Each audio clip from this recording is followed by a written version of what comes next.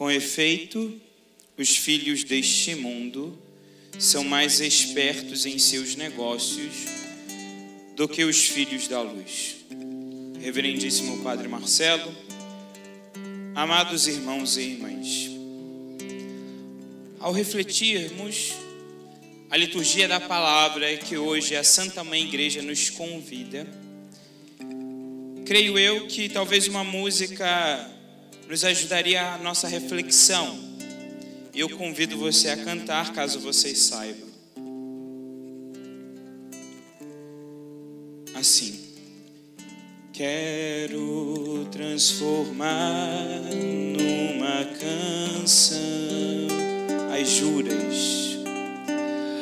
juras de amor por ti, meu Deus. Entraste em minha vida, sedutor.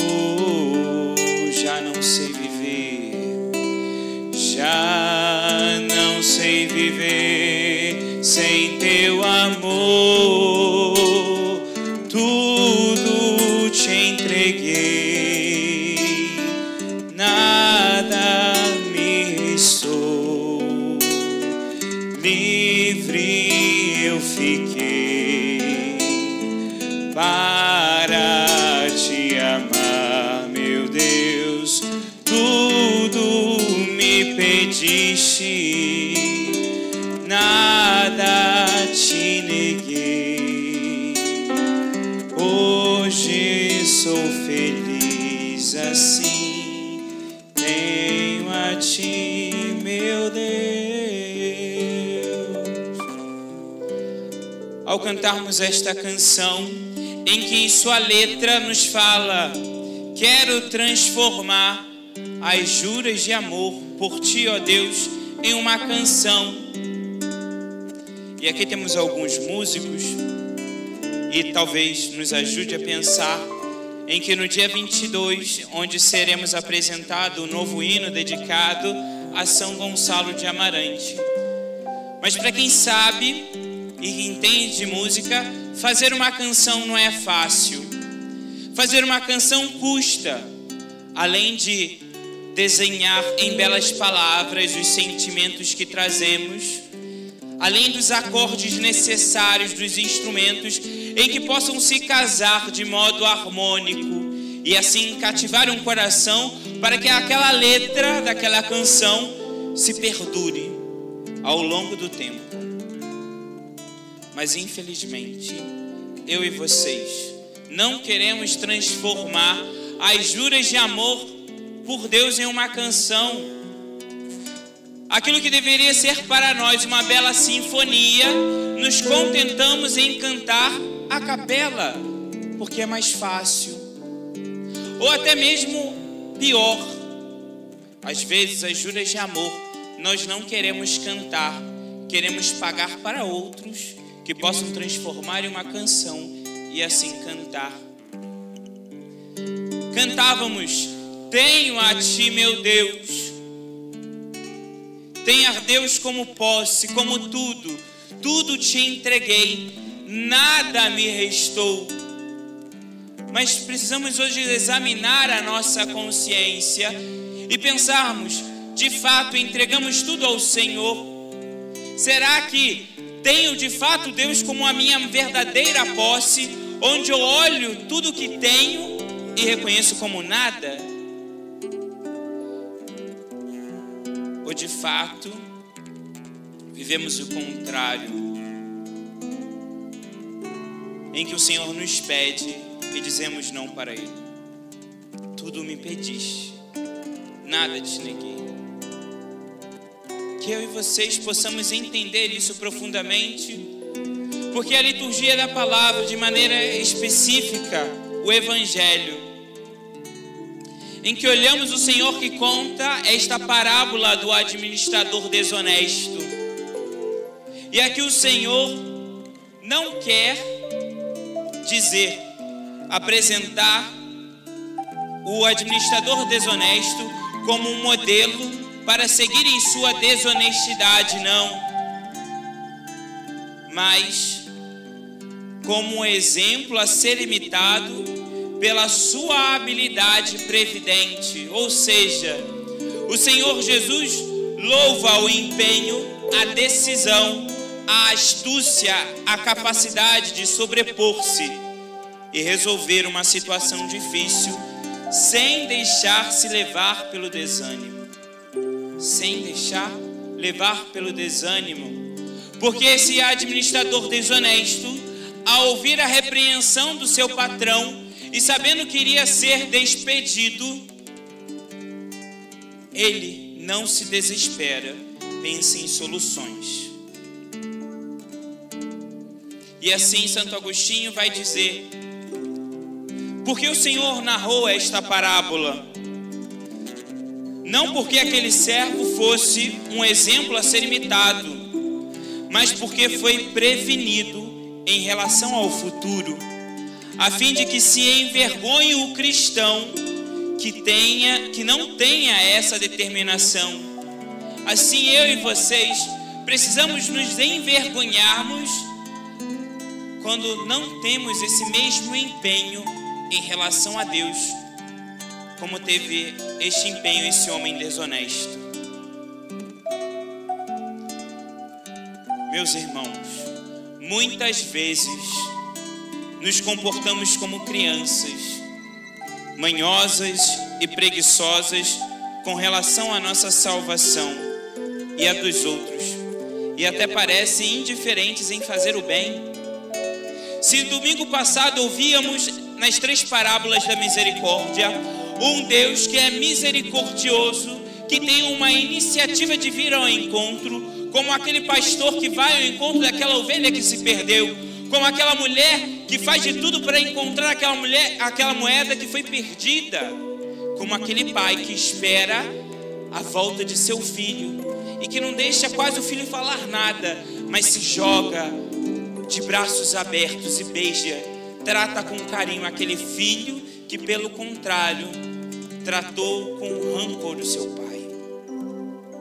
Hoje, o Senhor também quer mostrar que precisamos também nos esforçarmos de ir ao encontro desse amor. Precisamos também nos empenharmos. É certo que a graça de Deus e a misericórdia de Deus vêm ao nosso encontro de maneira primeira. Deus nos amou por primeiro, diz São João. Mas da mesma forma que dizemos, amor com amor se paga, Deus também quer uma resposta de amor, e isso é a nossa fé. Quais são as respostas de amor? Qual o empenho que colocamos na busca pelo Senhor? Qual é a força que tem a sua salvação hoje na sua vida? Porque olhamos vários exemplos concretos de nossas vidas.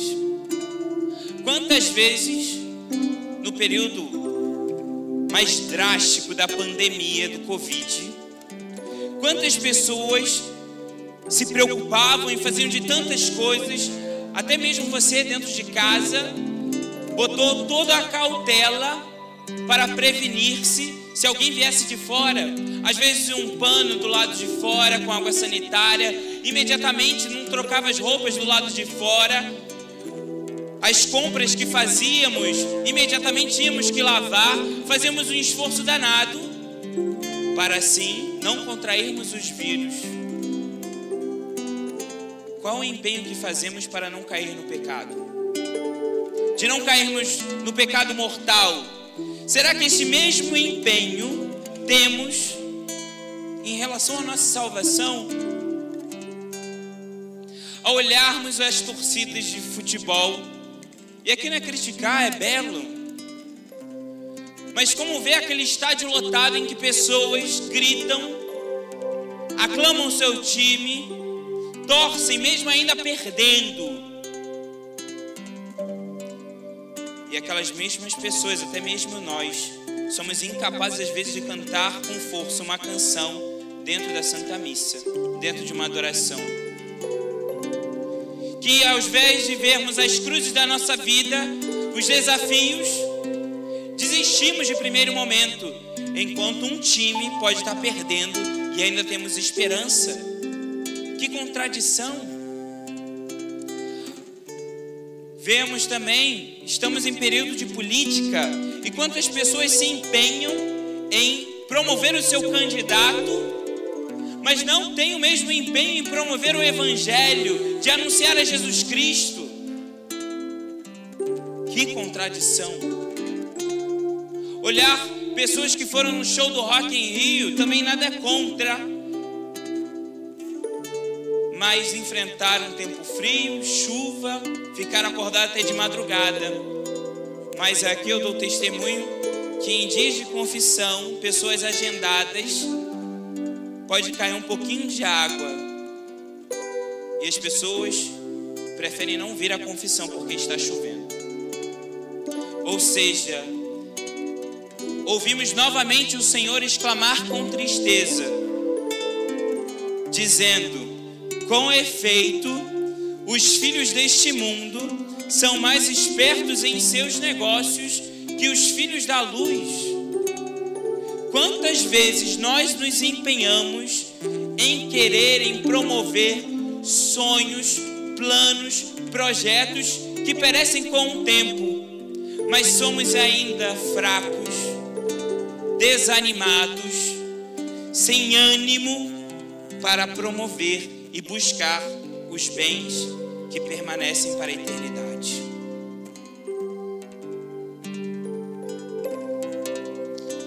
O Senhor, nesta parábola, mostra que o administrador começou a refletir sobre o que esperava.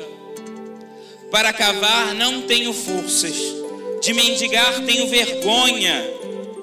Já sei o que hei de fazer para que alguém me receba em sua casa quando eu for afastado da administração. Este homem vê o futuro, vê o que ele vai fazer depois que não tiver mais administração.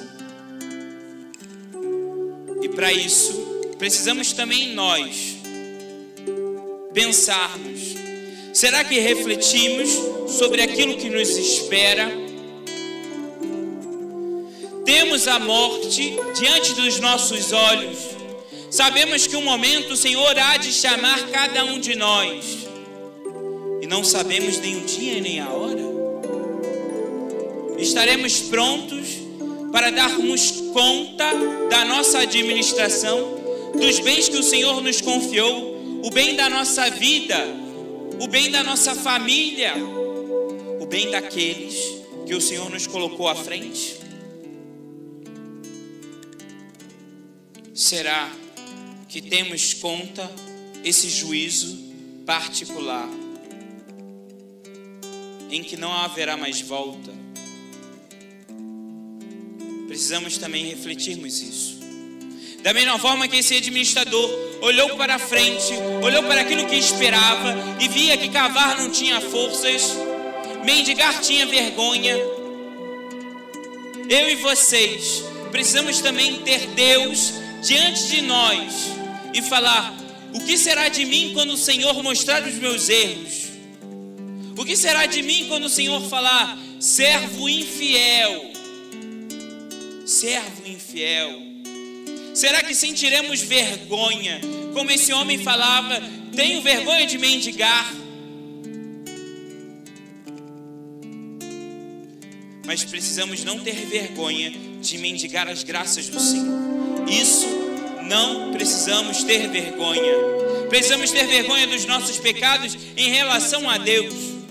Por isso, meus irmãos, aqui não é desanimarmos, mas enchermos de alegria, porque ouvir São Paulo, na segunda leitura, em que diz que o Senhor quer que todos os homens sejam salvos e cheguem ao conhecimento da verdade, ou seja, há mais esperança na nossa salvação que condenação. Isso enche a nossa alegria, porque temos aquele Pai misericordioso. Mas precisamos correr ao encontro, precisamos nos empenharmos a cada dia, a cada momento. Precisamos empenhar em alcançar ao céu.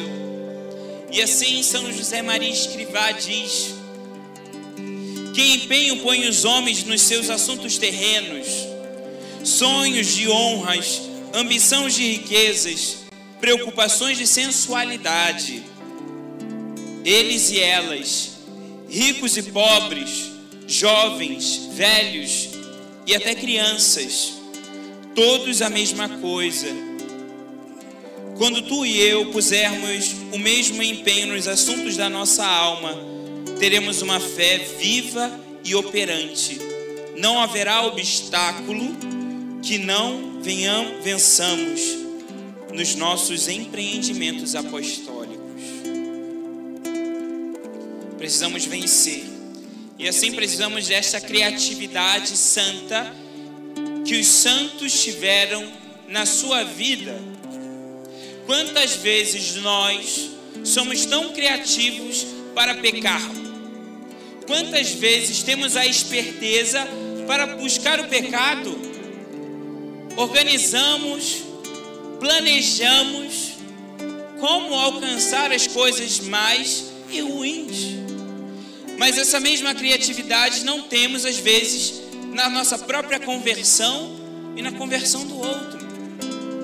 Quantas vezes pessoas vêm para o aconselhamento, a direção espiritual, e eu pergunto, tá, você quer amar o seu esposo, a sua esposa, ok, mas qual é os projetos, quais são os planos, quais são os objetivos concretos para crescer no amor? Quais são os planos que você traz para cativar o seu marido e assim trazê-lo pelo caminho da fé? Mas ficamos nesse amor abstrato. Nesse amor abstrato que temos até mesmo com Deus. Cantamos, rezamos, Senhor, eu te amo, eu te adoro. Mas ok, quais são os atos e a criatividade que você traz isso na sua vida de oração? Porque achar que basta simplesmente uma missa dominical, estamos enganados. Isso não é vida espiritual.